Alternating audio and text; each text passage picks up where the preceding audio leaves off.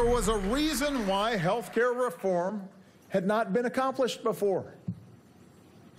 It was hard. By the time the vote came up to pass the Affordable Care Act, these freshman congressmen and women knew that they had to make a choice. Because of that vote, 20 million people got health insurance who didn't have it before.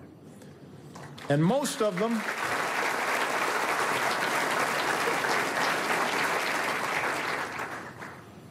of them did lose their seats. These men and women did the right thing.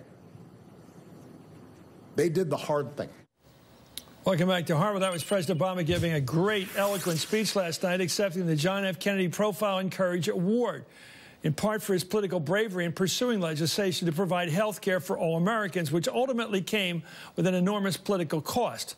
But today, Obama's legacy is under partisan assault. We all know that. Republicans are trying to kill his signature achievement, the Affordable Care Act, and replace it with their own version of sorts.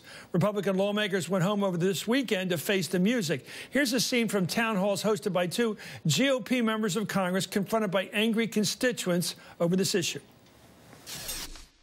You are mandating people on Medicaid except dying. You are making a mandate. No one wants anybody to die. You know, that line is so indefensible. Nobody dies because they don't have access to health care.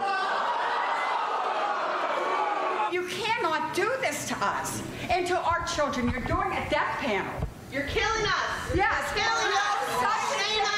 Mental health services. I mean, I really question, if you read this book, when you come out and say that the opiate epidemic that we have in our county is a #1 priority, and yet you vote for a law that takes that out, and the mandate that they don't have to provide it.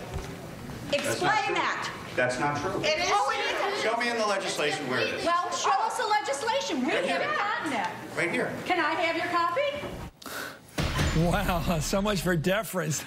We're back with the Hardball Roundtable. Michael Shears, White House correspondent for the New York Times. Heidi Presla, senior political reporter for USA Today and an MSNBC political analyst. And Jason Johnson, politics editor at The Root.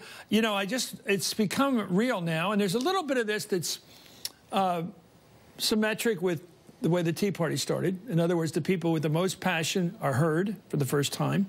And now you're hearing it from people about bread and butter, table issues, kitchen table issues, because these are people who say, and I believe them, have particular losses to their family's health care because of this Republican campaign coming. You know, one of the things that there's an axiom that it's a lot easier to give something than it is to take it away. And what the Republicans are trying to do is to take away something that folks got. And whether you're, regardless of partisanship, whether you're a Republican or a Democrat, if you got health care, if you got coverage, if there was a pre-existing condition, a cancer or something you had, it's really hard to take it away. And I think some of the passion you saw right there is a result of that. And the question is whether or not that passion can be focused enough in a kind of partisan way during election time to make a difference, the way it really did at the ballot box last time around. Socialism is a rough word to sell, but it's not too hard to sell in practicality because people want health care. Yeah.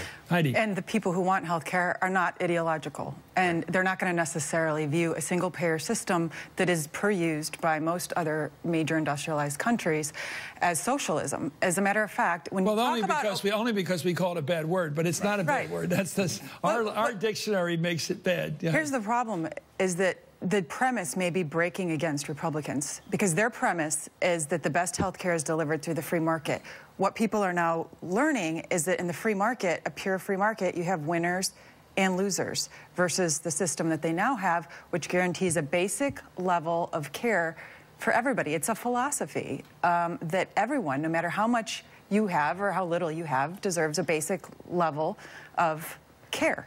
Anyone who's been to the pharmacy lately knows how unfair it can be. Right, how Jason, unfair it can be. These pill prices are frightening. The pill prices, the people going through opioid addictions in Ohio and different parts of the country. The larger thing that I see is this, just on a practical level. You got maybe 4 to 5 Republicans in the House. Their districts are so gerrymandered they're safe.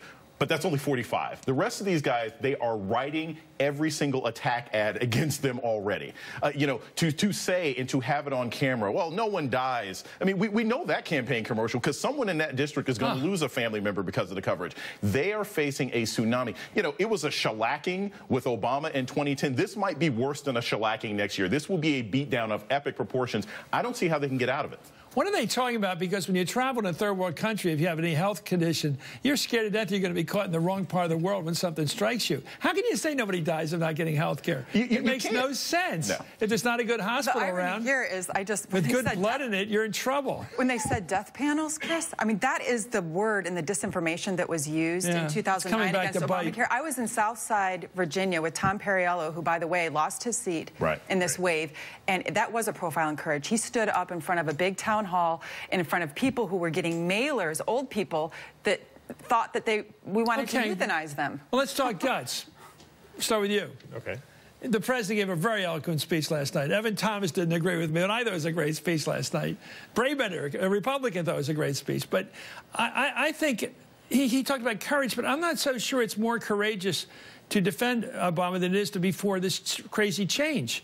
I think Republicans better do a bit of investigation before they vote for something they think is the easy vote, because they're going to be responsible. If they pass something through both houses and the president signs it, they are the ones responsible for every single person in this country's health condition. And they're not going to like these guys. Well, to Heidi's point, they may find out that it's just as hard to do and just as political damaging to vote for the Republican thing. Right, as the way the Democrats found and like Tom Perriello found. But I will say the one thing that struck me about President Obama, former President Obama, was he didn't quite demonstrate the kind of courage that he was talking about last night. I watched that speech, and it would have, I mean, he could have come out really strongly against Donald Trump, against the Republicans, directly attacked what the Republicans did. Yeah, but that wasn't the place to do it. It might not have been, but where is? And it looks like he's sticking to this, to his sort of policy of non-criticism. And the question, I think, for a lot of Democrats is when does he end that and enter the fray a little bit? You know why? Because he's driving a really nice car and the other guy's driving a jalopy, and they go into